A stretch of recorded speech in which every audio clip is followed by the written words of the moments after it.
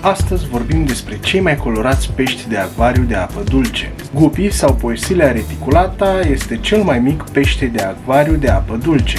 Un mic pește tropical de apă dulce, plin de viață și colorat. Cunoscut de toți, este cel mai ușor pește de crescut din acvariu și, bineînțeles, de reprodus. În acest clip vom afla împreună cum să avem grijă de acești peștișori, în ce acvariu ar trebui să-i ținem, cum să-i hrănim, dar și cum să-i reproducem. Toate acestea și multe altele imediat după intro.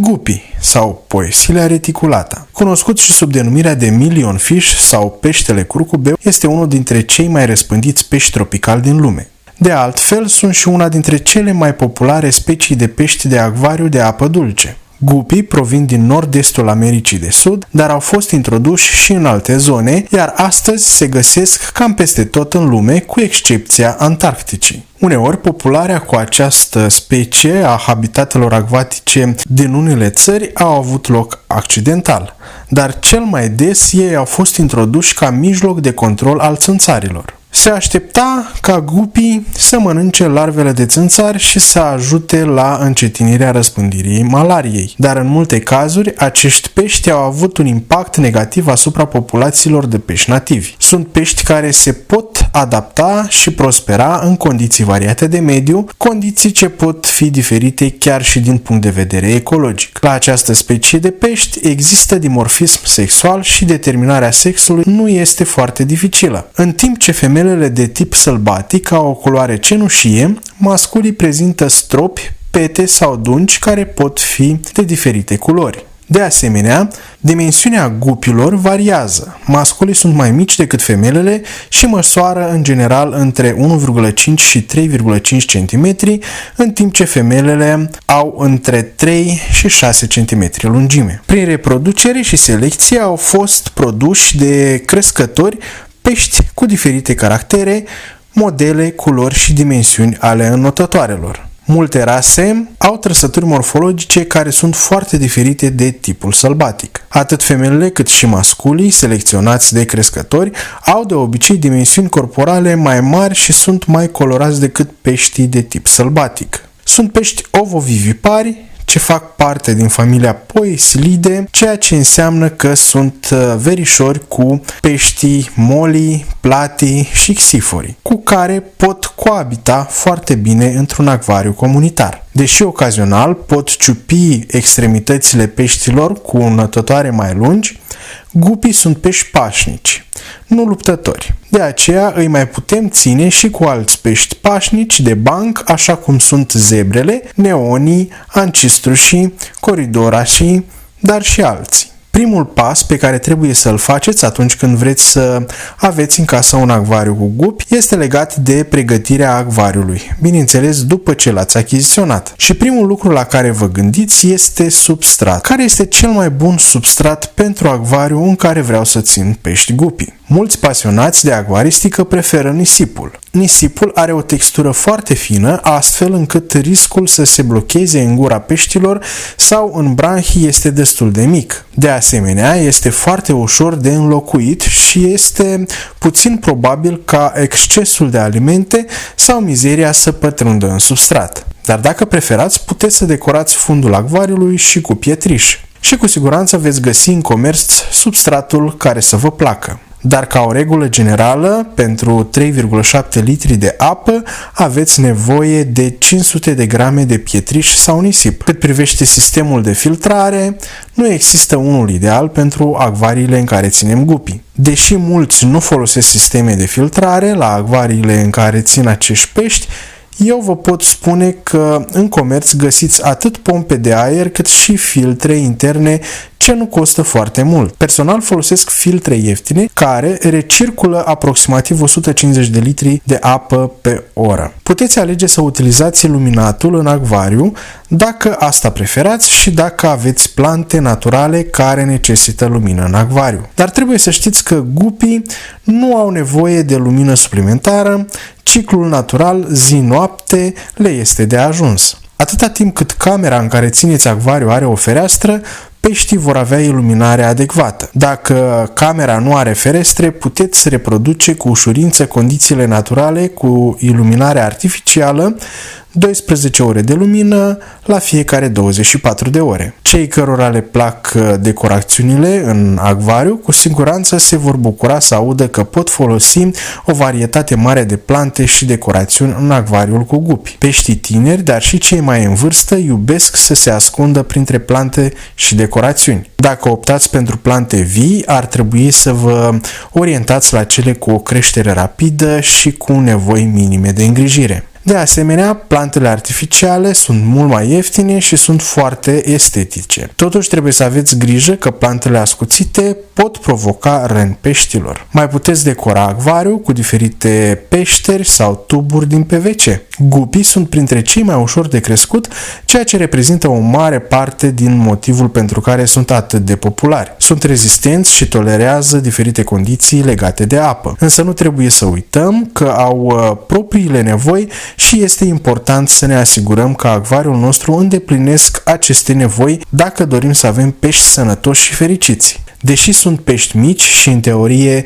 nu le trebuie un spațiu foarte mare pentru a trăi, cea mai bună mărime pentru un acvariu cu pești gupi va fi calculată după următoarea formulă.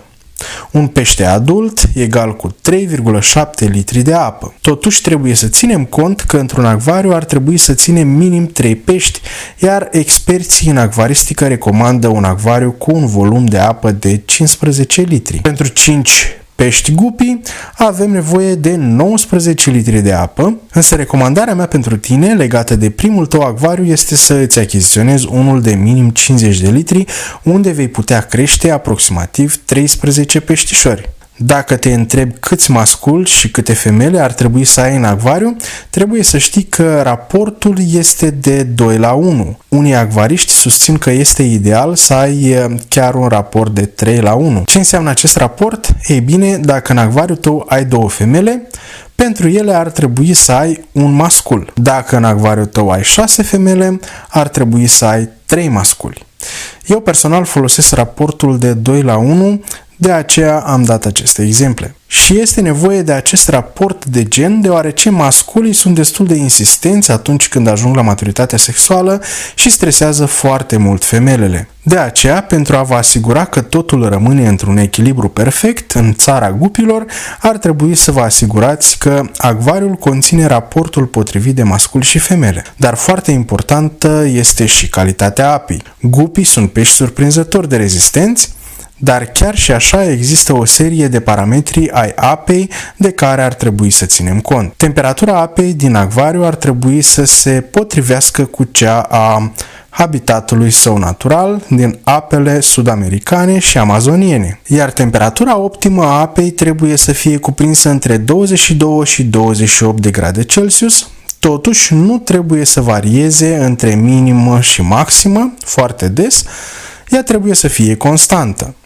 Cel mai bun debit de apă pentru gupi este reprezentat de curentul de apă produs de sistemele de filtrare din care peștele poate evada cu ușurință. Dacă debitul de apă pare a fi prea mare și provoacă suferință peștilor, luați în considerare introducerea unor plante și decorațiuni pentru a-l absorbi. Gupii sunt capabili să tolereze un pH stabil între 5,5 și 8,5. Acest lucru nu înseamnă că puteți permite pH-ului apei să varieze între aceste valori. Înseamnă că ar trebui să îl mențineți la un nivel stabil între aceste valori. Este important ca pH-ul apei peștilor să fie menținut în acest interval pentru a ne asigura că amoniacul din apă nu devine toxic. Totuși, acești peștișori preferă o valoare a pH-ului apei din acvariu în jurul valorii de 7-7,2. Deși majoritatea animalelor acvatice excretă amoniac în mod natural, acesta este de fapt un deșeu foarte toxic. Nivelurile ridicate de pH determină amoniacul să rămână în această formă, făcându-l chiar mai toxic decât este deja. La un pH ce depășește 8,5, toxicitatea amoniacului poate fi chiar fatală pentru peștii gupi. Următoarele informații pot face diferența dintre viață și moarte pentru gupii tăi. Nitritul este un produs de amoniac. Deși nitritul nu este la fel de toxic ca amoniacul, produsul său secundar, nitratul, se poate acumula în timp și poate dăuna peștilor. În afară de aceasta, cantități mari de nitriți și nitrați pot duce la înflorirea algelor, ceea ce va crește toxicitatea apei și cel mai probabil va duce la boli. Pentru a combate acest lucru este nevoie de schimbări regulate de apă, ce ar trebui să fie suficiente pentru a menține calitatea apei. Dacă vreți, puteți cumpăra și folosi teste pentru a vă asigura că toxicitatea este minimă. Puteți achiziționa truse de testare pentru amoniac, nitrit și nitrați de la majoritatea pet shop-urilor. Peștele guppy este omnivor și preferă o dietă compusă atât din carne cât și din legume. Puteți hrăni peștișorii atât cu alimente procesate, cum ar fi fulgi și pelete, cât și cu alimente vii sau congelate, cum ar fi viermii tubifex și larvele de țânțari. De asemenea, pot mânca legume proaspete precum tomate, spanac și salată verde. Totuși, asigurați-vă întotdeauna că eliminați resturile de legume din acvariul peștilor înainte de a începe să putrezească. Cea mai bună metodă de hrănire a gupilor este aceea de a le oferi 2 mese mici pe zi, o dată dimineața și o dată seara. Însă trebuie să ținem cont de un aspect. Dacă acești peștișori vor primi des de mâncare, vor mânca până vor muri. Alevinii sau puii mici de guppy au stomacul mic și metabolismul mult mai rapid decât peștele adult. De aceea, cel mai bine este să hrăniți alevinii de mai multe ori pe parcursul zilei. Pentru a evita deficiența nutrițională, este important să vă hrăniți gupii cu un amestec de hrană vie și procesată. Hrana vie are un conținut ridicat de proteină, dar nu au alți nutrienți vitali pe care alimentele procesate le conțin, așa că asigurați-vă că peștii primesc o cantitate adecvată din fiecare. Gupii pot trăi aproximativ o săptămână fără hrană. Prin urmare, dacă intenționați să plecați de acasă mai mult de o săptămână, ar trebui să puneți pe cineva să vă hrănească peștii sau să investiți într-un alimentator automat de înaltă calitate. Din fericire, gupii sunt pești incredibil de ușor de înmulțit, chiar și pentru începători. Poți să alegi să înmulțești gupii atât în acvarii separate cât și în acvarii comunitare. Ambele variante au argumente pro și contra. Dacă decizi să reproduci speciile separat, acest lucru va permite o selecție mai bună și mai ușoară a varietăților de culoare și formă. Le poți urmări cu atenție comportamentul și procentul alevinilor dintr-o pontă care vor supraviețui va crește considerabil. Singurul dezavantaj al acestei metode este că necesită un alt acvariu, prin urmare mai mult spațiu și bani. Atunci când înmulțirea are loc într-un acvariu comunitar, orice pește poate să se reproducă și să dea descendenți, ceea ce înseamnă că aveți puțin control asupra peștilor. Acest lucru poate fi interesant deoarece culoarea și caracteristicile descendenților vor fi aleatorii și veți găsi adesea unele nuanțe cu adevărat uimitoare. Un dezavantaj destul de mare este legat de rata de supraviețuire, care este mult mai mică într-un acvariu comunitar, deoarece alți pești din acvariu se vor hrăni cu alevinii abia eclozați. Dacă nu vă deranjează acest lucru, reproducerea gupilor într-un acvariu comunitar poate face tot procesul de reproducere mai ieftin și, bineînțeles, acest lucru consumă mai puțin timp. Pentru gupii nu există multe cerințe specifice legate de apă atunci când vine vorba de reproducere. Cu toate acestea, apa ar trebui să fie între 22 și 28 de grade Celsius pentru a iniția reproducerea. Când ajung la maturitatea sexuală, masculii se vor apropia de femele și își vor extinde gonopodul, acea aripioară anală modificată, și așa începe inițierea procesului de împerechere. Femelele pot depozita sperma în interiorul camerei cloacale timp de aproximativ 3 luni. De asemenea, înseamnă că pot avea până la 3 ponte într-o singură sesiune de împerechere. Perioada de gestație durează de obicei 28 de zile, dar poate varia între 21 și 40 de zile. Femelele tinere dau naștere la aproximativ 20 de alevini, însă cele mai în vârstă pot da naștere chiar și la 200 de alevini per reproducere. Acest lucru depinde, după cum am mai zis, de vârstă, dar și de mărimea femelei. Indiferent dacă se află într-un acvariu comun sau izolat, puii ar trebui să aibă o mulțime de locuri unde să se ascundă. Imediat după ce s-au născut, puii de gupi vor mânca tot ce pot, atât hrană vie cât și alimente procesate sub formă de pudră. Atenție însă la supraalimentație. Hrana în exces poate afecta calitatea apei acvariului și poate ucide peștii tineri. Pe măsură ce puietul crește, ar trebui să faceți schimbări regulate de apă pentru a menține calitatea apei și pentru a încuraja creșterea. Speranța de viață a peștelui gupi este cuprinsă între 2 și 5 ani. Cei care nu vreți să înmulțiți peștii gupi, puteți opta pentru un acvariu doar cu masculi.